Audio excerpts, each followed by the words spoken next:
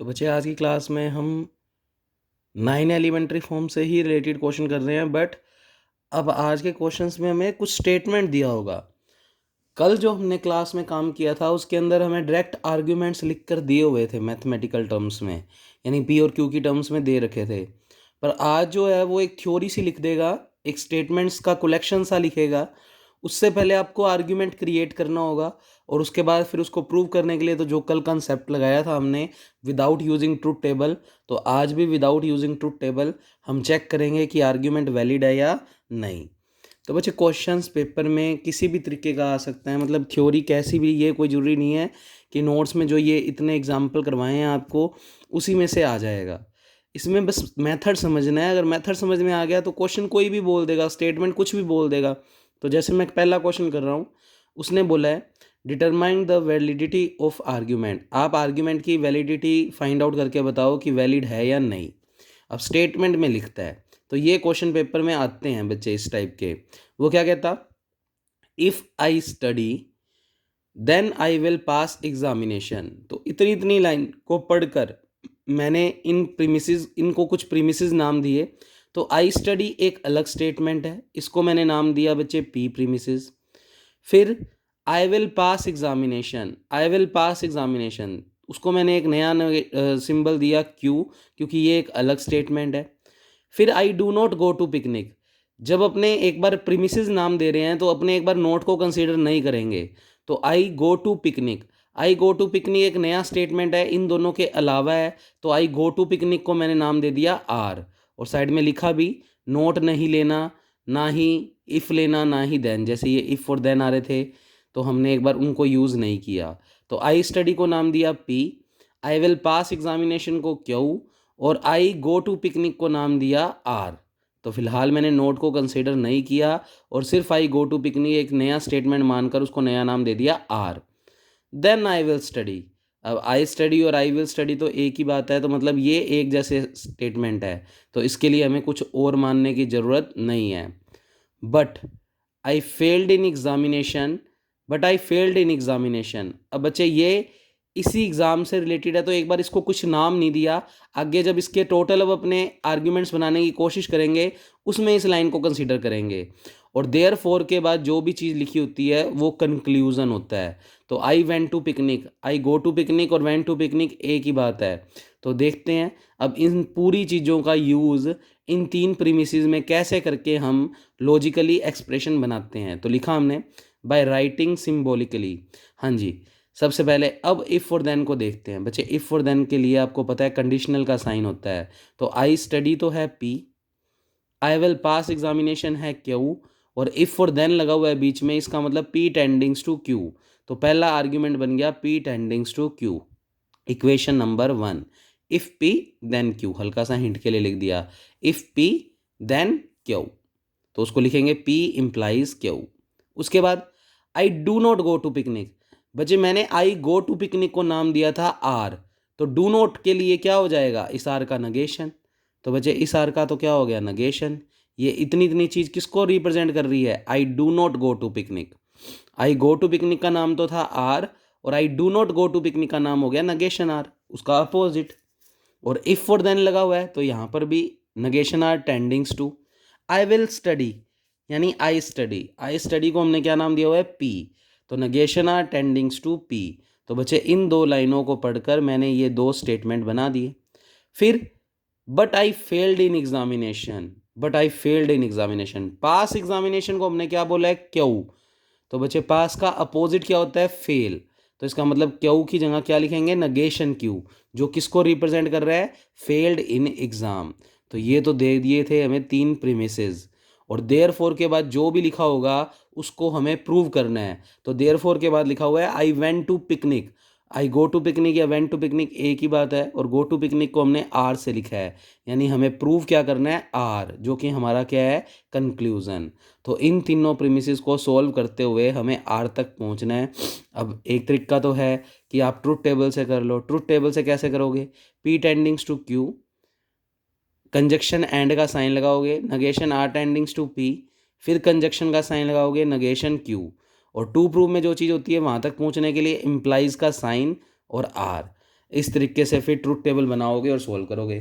पर बच्चे truth table से बेटर है कि आप पेपर के लिए तैयार 9 एलिमेंट्री फॉर्म के थ्रू ही होके जाओ, क्योंकि पेपर में पूछता है कि विदाउट टेबल का यूज़ किए हुए आपको प्रूव करना है, तो आपको ये चीज़ें सीखनी पड़ेंगी। अब ये चीज़ों के लिए बस आपको प्रैक्टिस करनी है, वो 9 फॉर्म को बारी बारी याद करना है। कोई सी भी लग सकती है, कोई ज़रूरी नहीं है इसी से सोल्व करना है, और भी इसके 2-3 तरीके हो सकते हैं सोल्व करने के, बस थोड़ा सा माइंड अच्छे से लगाना है। तो देखते हैं इसमें क्या लग पा रहा है बच्चे। तो वो कह रहा है 1 और 3 को ध्यान से फोकस करो। तो P टेंडिंग्स टू Q, और इस Q का क्या है बच्चे, नगेशन। तो आपने मोडस टोलेंस पढ़ा हुआ है। P टेंडिंग्स टू Q और नगेशन Q हो, तो नगेशन Q और Q खत्म, और P की क्या लग जाएगा, नगेशन, तो नगेशन P। तो इक्वेशन 1 और 3 में मैंने क्या लगा दिया, मोडस टोलेंस। तो P टेंडिंग्स टू Q और नगेशन Q, तो नगेशन Q और Q खत्म, और P के आगे क्या लग जाएगा, नगेशन। तो ये हो गया मोडस टोलेंस।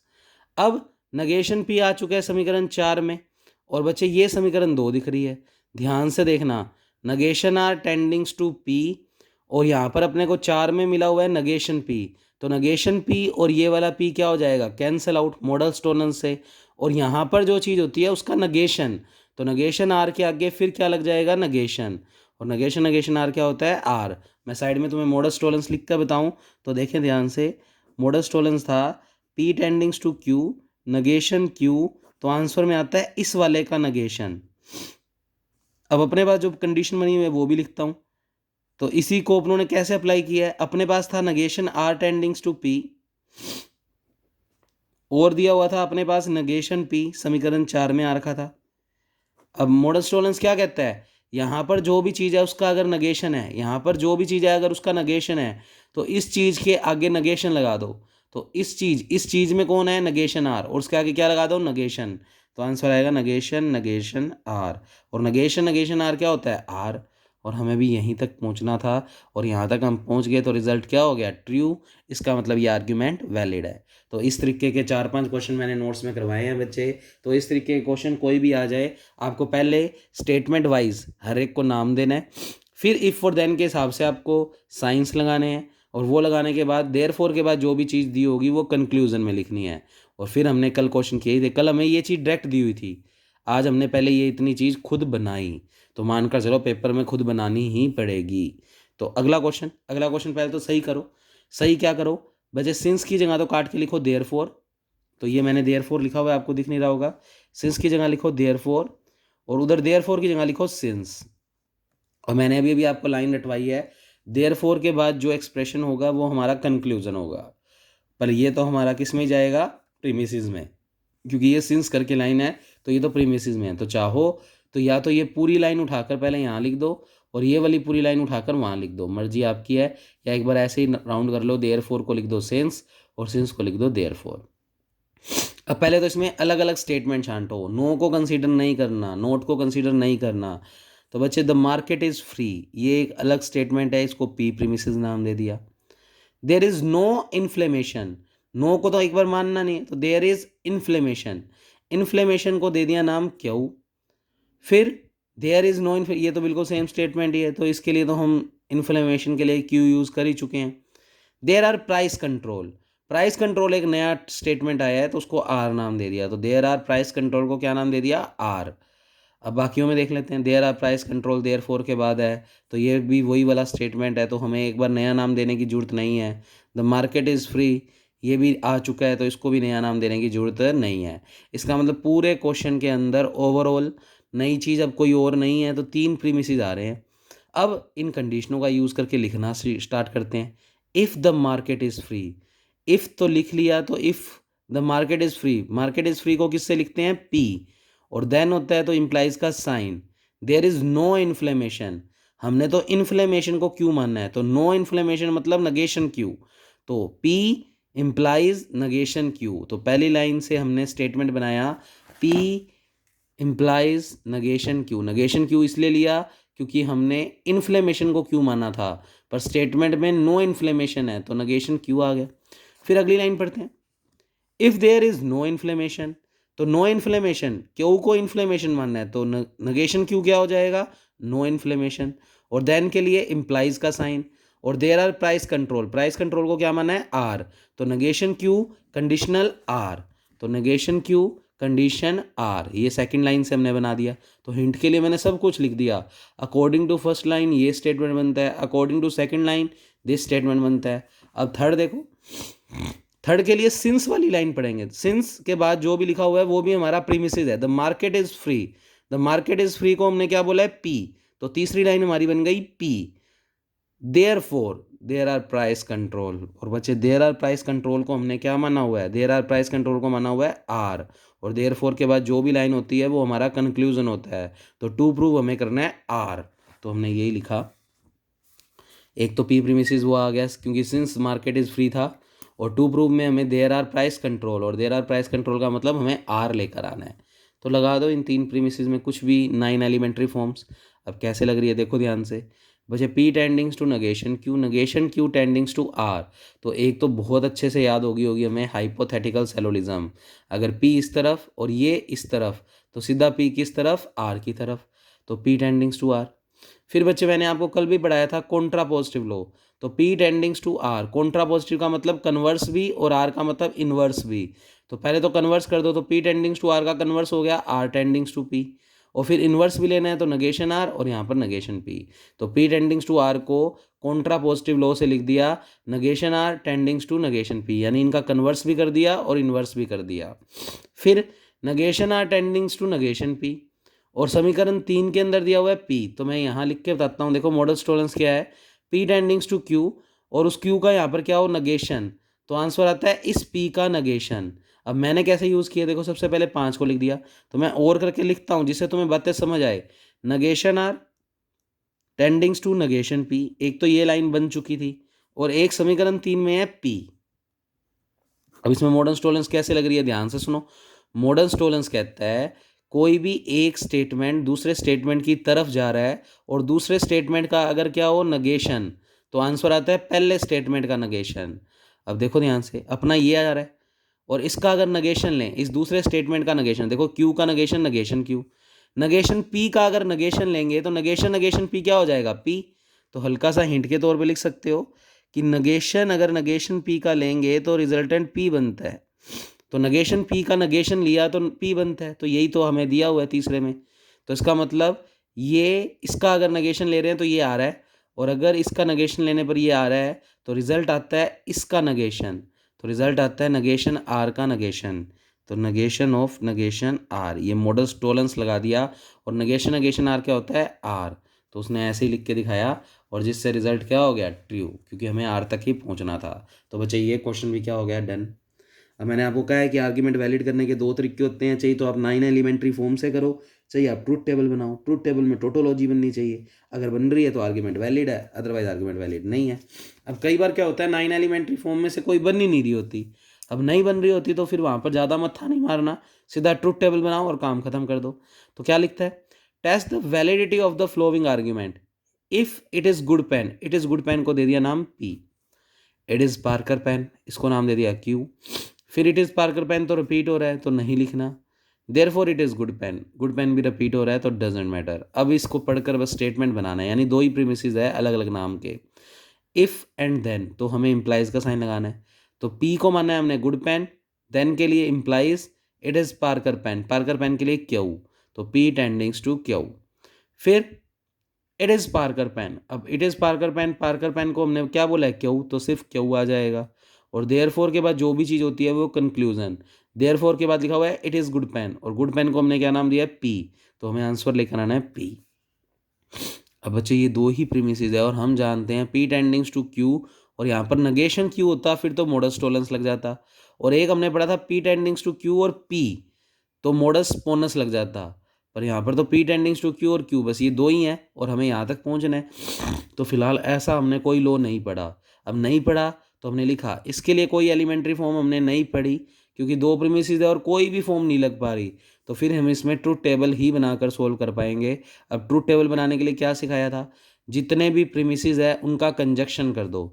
तो पी टेंडिंग्स टू क्यू और क्यू के बीच में, पी टेंडिंग्स टू क्यू और क्यू के बीच में एंड लगा दो, यानी कंजक्शन लगा दो। टू प्रूव, कंक्लूजन तक पहुंचने के लिए इम्प्लाइज का साइन लगाओ, और आंसर में क्या चाहिए, पी।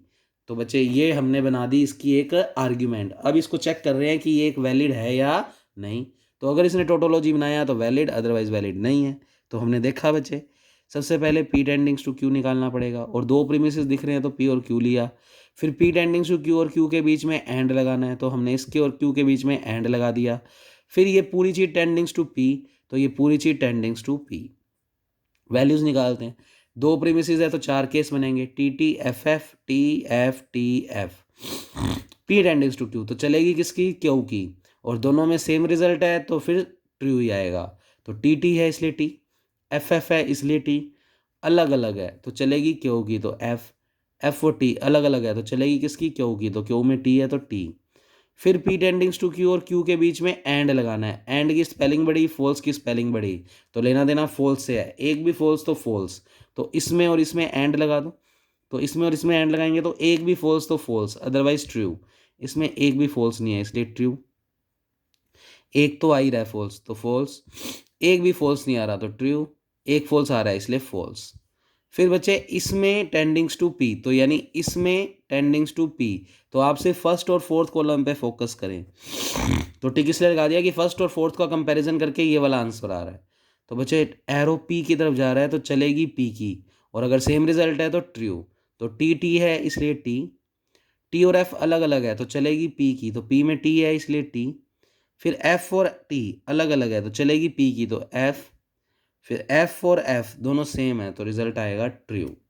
बच्चे जो लास्ट कॉलम आ रहा है उसमें सारे के सारे ट्रू नहीं है, so this is not tautology, तो आर्ग्यूमेंट वैलिड नहीं है, इसीलिए एलिमेंट्री फॉर्म्स भी नहीं लग पा रही थी। तो बच्चे ये अपने को देखना है कि अपने से अगर आर्ग्यूमेंट्स लग रहे हैं तो लगाएंगे, अदरवाइज तो पहले आप चाहिए ये चेक कर लो, अगर मान लो उसने पेपर में बोल दिया without using truth table solve करो, तो ये क्वेश्चन तो नहीं बोलेगा विदाउट यूजिंग, उसके लिए तो सिर्फ ये लिखेगा आर्ग्यूमेंट वैलिडिटी चेक करो। तो फिर आप वो इसलिए लिख रहा है क्योंकि उसको पता है कि एलिमेंट्री फॉर्म नहीं लगनी। पर बाय चांस जो तुम्हें क्वेश्चन दिया हुआ है और वो वैलिड है तो इसका मतलब उसमें एलिमेंट्री फॉर्म्स लगेंगी। अब पहले तुम फिर भी क्रॉस चेक कर लो कि उसकी टोटोलॉजी बन रही है या नहीं। अगर ट्रूथ टेबल से टोटोलॉजी बन रही है तो इसका मतलब एलिमेंट्री फॉर्म्स लगेंगी और लगकर आंसर आएगा, तो इससे हम श्योर हो जाएंगे कि वो आर्ग्यूमेंट वैलिड होगा भी या नहीं, क्योंकि ट्रूथ टेबल बनानी ईजी है क्योंकि उसमें एक ही कंसेप्ट है। आपको सबसे पहले सभी प्रीमिसेस का कंजक्शन लेना है और फिर टेंडिंग्स टू का साइन लगाकर रिजल्ट लिखना है। तो ये प्रोसीजर होता है किसी भी आर्ग्यूमेंट की वैलिडिटी को चेक करने का। अब नेक्स्ट एग्जांपल है, जैसे बहुत अच्छा क्वेश्चन है, वो कह रहा है इसमें भी आर्ग्यूमेंट की वैलिडिटी चेक करो। अब देखो आर्ग्यूमेंट की वैलिडिटी चेक करने का मतलब है वो खुद श्योर नहीं है कि इसमें ट्रूथ टेबल से क्वेश्चन हो जाएगा या नहीं, तो इसका मतलब ऐसे क्वेश्चंस के अंदर हमारी लग ही नहीं पाएगी फॉर्म। तो क्वेश्चन क्या कह रहा है, कोई ट्राइंगल है ए बी सी जिसमें आपको P1 नाम दिया हुआ है, स्टेटमेंट दिया हुआ है, इफ़ ए बी बराबर ए सी देन ए सी बी बराबर ए बी सी। P2 दिया हुआ है A B not equal to A C, और कंक्लूजन यानी क्यू दिया हुआ है आपको A C B not equal to A B C. अब ऐसे वर्डिंग्स में लिख दिया, तो पहले तो इसमें से पी और क्यू छांटते हैं। तो बच्चे ए बी बराबर ए सी एक नया स्टेटमेंट है, उसको पी दे देंगे हम। तो मैंने साइड में लिखा ए बी बराबर ए सी को पी मान लिया। कौन ए सी बी बराबर कौन ए बी सी, ये भी अलग अलग है तो इसको एक नाम दे दिया क्यू। फिर A B not equal to A C तो इसी से ही रिलेटेड हो गया, नोट आ गया बस, तो यानी पी का नगेशन हो गया ये तो। और ये दोनों के बीच में भी नोट लगा दिया तो ये इसका नगेशन हो गया, यानी नया स्टेटमेंट अब कोई और नहीं है। तो दो ही प्रीमिसेस है पी और क्यू। अब इसको इस वे में लिखते हैं, इफ देन है तो बच्चे ए बी बराबर ए सी को माना है पी, देन के लिए इम्प्लाइज का साइन, और ए सी बी बराबर ए बी सी को क्यू, तो पी टेंडिंग्स टू क्यू पहला स्टेटमेंट बन गया।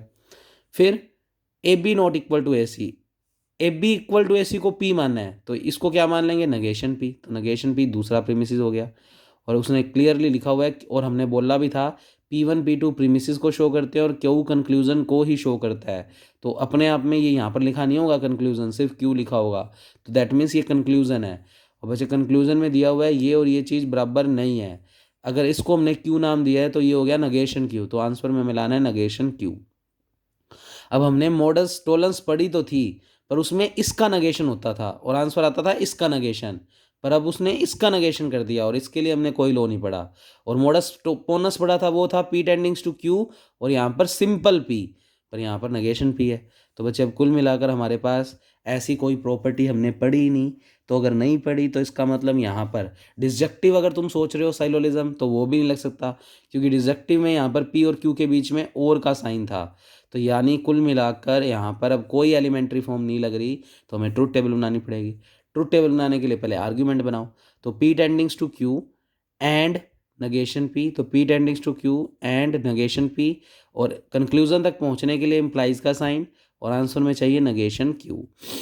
तो इसके अकॉर्डिंग पहले सारे कॉलम बनाओ, दो ही प्रीमिसेस है पी और क्यू, पी टेंडिंग्स टू क्यू बनाया, नगेशन पी चाहिए वो भी बनाया, इन दोनों के बीच में एंड लगाना है तो एंड लगाया, नगेशन क्यू चाहिए निकाल लिया, और ये पूरा इम्प्लाइज करना है नगेशन क्यू। तो छोटा लिखा हुआ है पर ये इम्प्लाइज नगेशन क्यू, तो वो आपको बात समझ आ रही होगी। फिर वही दो प्रीमिसेस है, चार केस बन गए। पी टेंडिंग्स टू क्यू में क्यू की चलेगी, सेम रिजल्ट है तो ट्रू, तो टी टी है तो टी, एफ एफ है तो टी, अलग अलग है इसलिए चलेगी क्यू की तो एफ, इसमें भी अलग अलग है तो चलेगी क्यू की इसलिए टी। फिर नगेशन पी करना है तो पी का नगेशन कर दो, टी टी का एफ एफ हो गया, एफ एफ का टी टी हो गया। फिर पी टेंडिंग्स टू क्यू और नगेशन पी में एंड, तो बच्चे इसमें और इसमें एंड, अगर इसमें और इसमें एंड लगाना है तो एक भी फॉल्स तो फॉल्स, एक फॉल्स आ रहा है इसलिए फॉल्स, एक फॉल्स तो आ ही रहा है इसलिए फॉल्स, एक भी फॉल्स नहीं आ रहा ट्रू, एक भी फॉल्स नहीं आ रहा ट्रू। फिर नगेशन क्यू, तो इसका जस्ट अपोजिट, तो ट्रू का फॉल्स, फॉल्स का ट्रू, ट्रू का फॉल्स, फॉल्स का ट्रू। फिर ये वाली पूरी चीज़ का नगेशन क्यू के साथ इम्प्लाइज करना है, और एरो जो है वो नगेशन क्यू की तरफ जा रहा है, छोटा लिखा हुआ है आपके नोट्स में दिख रहा होगा आपको, तो चलेगी नगेशन क्यू की। तो इन दोनों में लगाना है बच्चे कंडीशनल साइन, और चलेगी नगेशन क्यू की, सेम रिजल्ट है तो ट्रू, एफ एफ है इसलिए टी, एफ टी अलग अलग है तो चलेगी नगेशन क्यू की, तो नगेशन क्यू में टी है इसलिए टी, टी और एफ अलग अलग है तो चलेगी नगेशन क्यू की इसलिए एफ, सेम है इसलिए ट्रू। अब आप देख पा रहे हो this is not a tautology, और अगर ये टोटोलॉजी नहीं है तो आर्ग्यूमेंट वैलिड नहीं है। तो इस तरीके से जिनमें एलिमेंट्री फॉर्म यूज़ ही नहीं हो पा रही उसमें फिर हम ट्रुथ टेबल से ही काम कर पाएंगे। इसी के साथ बच्चे दो क्वेश्चंस और हैं, और वो उसमें और थोड़ा सा डिफरेंट काम है, तो इससे बाहर क्वेश्चन हमें नहीं देखने को मिलेंगे। हाँ, स्टेटमेंट पेपर में अलग मिल सकता है पर तरीके यही रहेंगे। अब इसमें इंपॉर्टेंट बात क्या है अगले क्वेश्चन में, तो मोस्ट इंपॉर्टेंट करके नोट करना, if my brother stand first in the class, अगर मेरा भाई फर्स्ट आता है क्लास में, तो ये पहला स्टेटमेंट हो गया, तो my brother first in class, इसको पी दे दिया। आई will give him a watch, तो मैं उसको वॉच दूंगा। अब इसमें देन मिसिंग है, आप लगा लो, देन लगा हुआ है ऑलरेडी, क्योंकि इफ़ लिख के कुछ भी लिखा हुआ है तो इफ़ और देन का केस है, तो यहाँ पर लिख सकते हो then I will give him a watch, I will give him a watch को हमने नाम दे दिया क्यों। फिर इंपॉर्टेंट है बच्चे, अभी तक इफ देन नहीं आ रहे थे, अब either he stand first, he stand first, तो यही लाइन होगी भाई, माई ब्रदर नहीं लगा हुआ पर ही तो लगा हुआ, ही किसके लिए है, माई ब्रदर के लिए, और स्टैंड फर्स्ट, तो इसका मतलब ये वाला स्टेटमेंट और ये स्टेटमेंट सही है, सेम है मतलब, तो इसको कोई नया नाम नहीं देना। पर आइदर और को मैंने राउंड किया, और का मतलब डिसजंक्शन को शो कर रहा है, तो ये साइड में लिखा जो हुआ है वो लिखा हुआ है डिसजंक्शन, तो बच्चे और है, तो इसका मतलब जब हम इसके लिए आर्ग्यूमेंट लिखना शुरू करेंगे तो और यानी डिसजंक्टिव का साइन का यूज़ करेंगे, और का मतलब होता है ये वाला साइन, तो इस साइन का यूज़ करेंगे, देखते हैं कैसे। अच्छा, ही स्टैंड फर्स्ट तो यही है, तो हमें नया नाम नहीं देना। आई was out of station, I was out of station अभी तक नहीं आया था, तो इसको नाम दे दिया आर, तो बच्चे लिखा उसने आर को हमने क्या माना है, आई आउट ऑफ स्टेशन। फिर I did not give him watch, बच्चे आई गिव हिम वॉच आ चुका है, तो डिड नॉट के लिए तो मतलब इसका नगेशन ही होगा, तो नया स्टेटमेंट नहीं है, नया नाम भी नहीं देंगे। देयर फॉर आई वास आउट ऑफ स्टेशन, आई वास आउट ऑफ स्टेशन भी आ चुका है, तो नया नाम तो नहीं देना। तो कुल मिलाकर इस पूरे स्टेटमेंट में हमें तीन टाइप अलग अलग मिले, वो हमने तीनों बुला लिए। अब पी क्यू आर के अकॉर्डिंग हम इस पूरे स्टेटमेंट को लिखते हैं। पहला इफ और देन है, my brother stand first in class, तो इसको बोला है पी, देन होता है तो implies I will give him a watch, I will give him a watch को क्यू, तो पी टेंडिंग्स टू क्यू, ये पहला प्रीमिसिस हो गया। फिर आइदर और की कंडीशन है, तो आइदर का कोई मतलब नहीं है, बस और का मतलब डिसजंक्टिव लगेगा, यानी ये वाला साइन लगेगा। ही स्टैंड फर्स्ट, ही स्टैंड फर्स्ट मतलब पहला पहला, तो पी।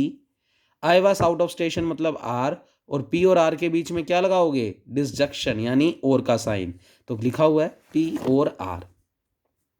इक्वेशन नंबर 2, तो ये लिख सकते हो हिंट के तौर पे, ये सेकंड लाइन को देखकर लिखा है, पहला जो लिखा था वो मैंने फर्स्ट लाइन को देखकर लिखा था।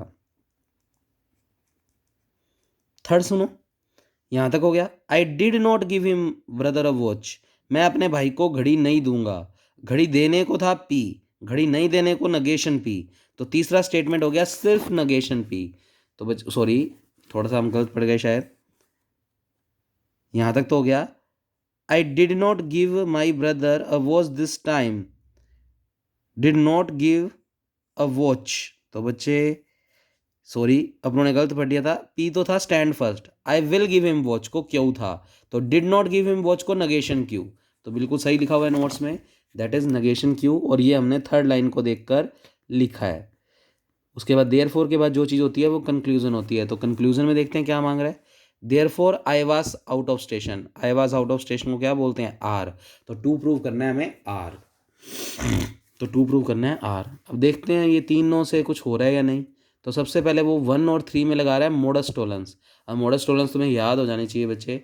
1 के अंदर देखो क्या है, पी टेंडिंग्स टू क्यू, और थर्ड के अंदर है नगेशन क्यू, और हमने बिल्कुल मोडस टोलेंस पढ़ा हुआ है, अगर पी टेंडिंग्स टू क्यू और नगेशन क्यू हो तो मोडस टोलेंस कहता है इसका नगेशन कर दो, तो नगेशन पी आ गया, इक्वेशन नंबर 4।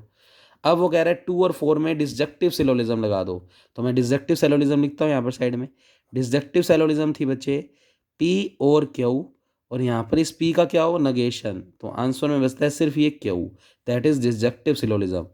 तो 2 और 4 में लगा रहा है, तो पी और आर, यहाँ पर पी और आर आ गया, और फोर्थ में पी का नगेशन, नगेशन पी आ ही रहा है, तो पी और नगेशन पी क्या हो जाएगा, कैंसिल आउट, आर है यहाँ पर, तो यहाँ पर आर बच जाएगा, तो आर बच गया, यही पूछना था, यहाँ तक पहुँच गए, इसका मतलब ये आर्ग्यूमेंट क्या है बच्चे, वैलिड। तो इस तरीके से ये क्वेश्चंस आपको सोल्व करने हैं, इंपॉर्टेंट है बच्चे, करने ही करने हैं, इसमें कोई दो राय नहीं है। नेक्स्ट आर्टिकल है if I get the job, तो इसको पढ़ते हैं। अब इसमें देखो मैंने राउंड किया है, एंड का मतलब ये वाला सिंबल हो गया, कंजक्शन लगेगा, और का मतलब ये वाला साइन लगेगा, तो ये देखते ही हमें हिंट समझ में आने चाहिए कि खाली इफ और देन ही नहीं आएंगे, बाय कंडीशनल भी आ सकते हैं, इफ़ एंड ओनली इफ लगा होगा तो बाय कंडीशनल का साइन लगा देंगे। तो ये कोई अपने को रटना नहीं है कि भाई सर ने 5 क्वेश्चन कराए हैं तो पेपर इन 5 में से ही आएगा। मैंने कंसेप्ट सिखाया है बच्चे, 9 एलिमेंट्री फॉर्म, ये भी रट के नहीं जानी, ये तुम्हें ही दिमाग लगाना है पेपर में, कौन सी लग रही है कौन सी नहीं। ज़्यादा करते हो तो इनकी पहले ट्रुथ टेबल बना के चेक कर लिया करो, और मान लो तुमसे नहीं लग रही तो फिर चाहे कुछ भी लिखा हुआ है तुम ट्रुथ टेबल बना के कर दो, कम से कम वैलिड है या नॉन वैलिड तो पता लग ही जाएगा ना, तो वो उसके भी यहाँ पे नंबर तो दे देगा अगर नहीं लग रही एलिमेंट्री फॉर्म्स आपसे, तो पर लग जाएंगी अगर 3-4 बार पढ़ोगे ये क्वेश्चन, 3-4 बार वीडियो देख लोगे, तो ये चैप्टर तो हो गया, बस बस खत्म ही है अभी ये चैप्टर, इसमें ज़्यादा बचा नहीं है, तो 3 यूनिट्स हमारी पूरी हो जाएगी। इसी यूनिट में मैं तुम्हें वो वाला वार्शल एल्गोरिथम का नया वीडियो बनाकर भेजूंगा, तो वो वाला अपने माइंड से स्किप कर देना, और जो नया भेजूंगा बस वो कर लेना। तो यहाँ तक तुम्हारी 3 यूनिट्स पूरी पैक हो जाएंगी, उसके बाद चौथी पाँचवीं भी करेंगे, उसके भी इंपॉर्टेंट टॉपिक्स हम अच्छे से कवर करेंगे, जिससे हमें डिस्क्रीट मैथमेटिक्स की अच्छी नॉलेज हो। पेपर तो पूरा अटैम्प्ट हो ही जाएगा, पर हमें बच्चे ये बुक अच्छे से करनी है, नेट में भी इसके क्वेश्चंस पूछे जाते हैं, तो हम उस लेवल पे इस बुक को थोड़ा सा पढ़ेंगे, स्टडी करेंगे। तो आई get the job, I get the job एक नया स्टेटमेंट है, दैट इज पी, एंड उन तो बाद में देखेंगे। वर्क हार्ड, तो बच्चे वर्क हार्ड एक नया स्टेटमेंट है, that is Q. I will get promoted, ये भी नया स्टेटमेंट है, तो आई विल गेट प्रमोटेड को आर, फिर आई गेट प्रमोटेड ये तो रिपीट हो रहा है, आई विल हैप्पी अभी तक नहीं आया था तो इसको नाम दे दिया एस, फिर I will not be happy ये तो इसका नगेशन हो गया, नया स्टेटमेंट नहीं है। देयर फोर करके either I will not gate the job, I will not gate the job इसका अपोजिट हो गया, तो नया स्टेटमेंट नहीं है। I will not work hard, तो इसका अपोजिट, तो नया स्टेटमेंट नहीं है। तो कुल मिलाकर 4 नए स्टेटमेंट मिले हैं, that is P I get the job, Q is work hard, R is I will get promoted, और एस का मतलब आई विल बी हैप्पी। तो अब आर्ग्यूमेंट सिम्बोलिकली लिखते हैं, आई get the job and work hard, और इफ़ लगा हुआ है और देन लगा हुआ है, तो इफ़ और देन है तो इम्प्लाइज का साइन तो आएगा, पर वो कब आएगा, पहले इन दो को कनेक्ट करना है एंड से। आई गेट द जॉब को बोला है हमने पी, वर्क हार्ड को बोला है क्यू, और एंड लगा हुआ है तो कंजक्शन का साइन, तो पी और क्यू, पी और क्यू के बीच में एंड का साइन लग जाएगा, तो पी कंजक्शन का मतलब, एंड का मतलब ये वाला साइन, और किसके बीच में, क्यू, तो पी तो हो गया आई गेट द जॉब, और वर्क हार्ड इन दोनों के बीच में एंड, और इफ और देन से कनेक्ट है इसलिए कंडीशनल का साइन, और देन करके लिखा हुआ है I will get promoted, I will get promoted को आर, तो tending to R, equation number 1। फिर I will get promoted then, if और देन है तो फिर टेंडिंग्स टू का साइन लगेगा, आई गेट प्रमोटेड को बोला हुआ है हमने आर, देन के लिए tendings to, I will be happy, I will be happy को एस, तो R tendings to S, equation number 2। फिर I will not be happy, अगर मैं खुश नहीं हूँ, नहीं हूँ खुश, I will be happy S है, तो नॉट हैप्पी के लिए नगेशन एस, समीकरण 3। और देयरफॉर के बाद जो भी चीज़ होती है वो कंक्लूजन। अब कंक्लूजन भी बड़ा इंटरेस्टिंग बना दिया, आइदर और से है तो और का मतलब ये वाला साइन लगेगा। आई will not gate the job, I will gate the job को पी बोला था तो नॉट गेट द जॉब को नगेशन पी, तो एक तो नगेशन पी आ गया। और है तो हमने और का सिंबल लगा दिया। और आई विल नॉट वर्क हार्ड को क्यों बोला था तो नॉट वर्क हार्ड को नगेशन क्यों, तो बच्चे नगेशन पी और के लिए हमने ये वाला लगा दिया और नगेशन क्यों। ये हमें प्रूव करना है, तो अगर ये प्रूव कर पाए तो इसका मतलब ये आर्ग्यूमेंट वैलिड है। अब देखो कैसे लगाया हमने इसमें। सबसे पहले हाइपोथेटिकल सिलोजिज्म लगाई 1 और 2 में, रट्टे नहीं मारने, खुद से लगती हुई दिख रही है। ये आर की तरफ जा रहा है, आर एस की तरफ जा रहा है, तो ये सीधा किसकी तरफ जाएगा, एस की तरफ। तो बच्चे पी एंड क्यू किसकी तरफ जाएगा, एस की तरफ। समीकरण नंबर 4। अब 4 और 3 को ध्यान से देखो, 4 में ये है और 3 में इस दूसरे वाले बंदे का क्या है, नगेशन। और मॉडस टोलेंस क्या कहता है, अगर कोई चीज़ दी हुई है इम्प्लाइज करके और इस दूसरे बंदे का क्या दिया हुआ है, नगेशन, तो बच्चे इस बंदे का भी क्या आ जाएगा, नगेशन। तो मैं लिख देता हूँ फिर से, जितनी बार लिखोगे बोलोगे याद हो जाएगी।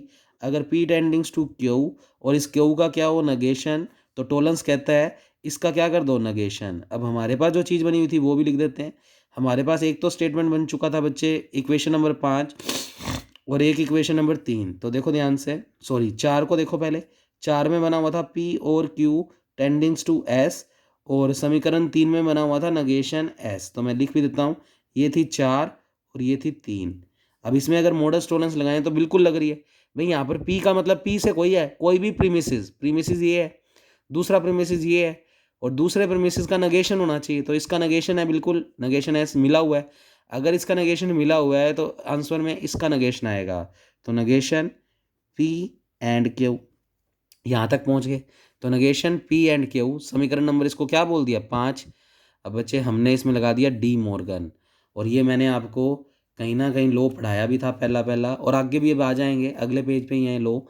तो बच्चे इसको अगर डी मॉर्गन से एक्सपेंड करेंगे तो नगेशन लग जाएगा पी पे, ये एंड का सिंबल कन्वर्ट हो जाएगा और में, डी मॉर्गन में सब कुछ उल्टा ही करते हैं, और क्यू के ऊपर भी क्या लग जाएगा, नगेशन। तो ये कौन सा लो है, डी मॉर्गन लो, और ये लग गया।